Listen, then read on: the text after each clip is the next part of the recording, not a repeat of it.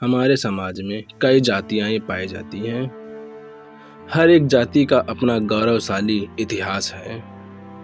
आज हम उस महान जाति की बात करेंगे जिसे हम चंवर वंश कहते हैं, यानी चमार जाति। वैसे तो इस जाति को समाज नीच और अछूत मान समझता है, जो हिंदू समाज की बड़ी समस्या है।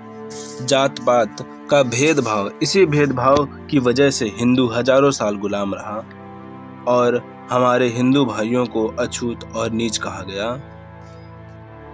और उनको पढ़ने लिखने के अधिकारों से वंचित किया गया।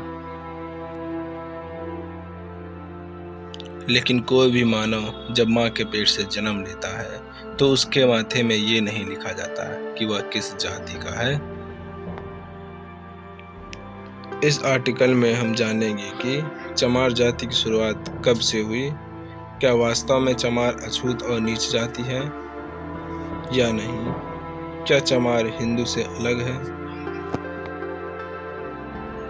जब भारत देश में कई मुगल आक्रमण हुए तब सब मिलकर सामना करने के बजाय हम बट गए और समाज में यह बात उठने लगी, जो छत्र है वह लड़ेगा और जो कमजोर या नीच जाति है वह बैठकर तमाशा दिखेगा, जिसका परिणाम भारत में कई वर्षों तक मुगलों और तुर्कों का शासन हुआ।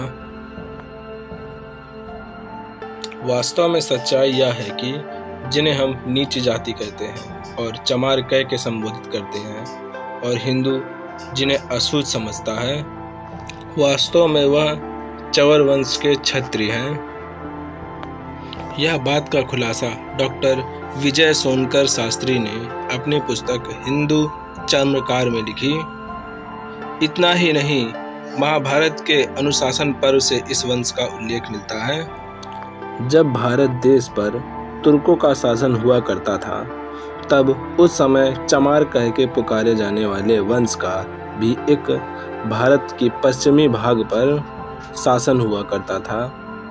उस समय उस वंश के राजा चंवरसेन थे। कौन थे राजा चंवरसेन? आज इनकी बात हम करेंगे।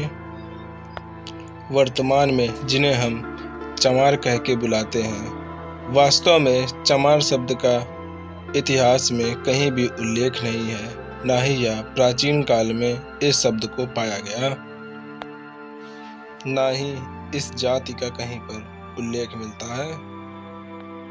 चमार शब्द का प्रयोग सबसे पहले सिकंदर लोधी ने किया।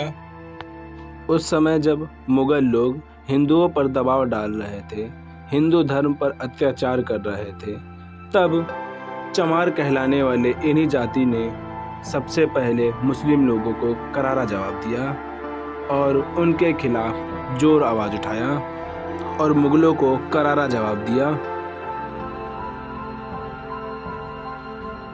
तब सिकंदर लोधी ने इन लोगों को दबाने के लिए चमड़े के कार में धकेल दिया और उनका अपमान किया और उनका अपमान करने के लिए चमार शब्द का प्रयोग किया।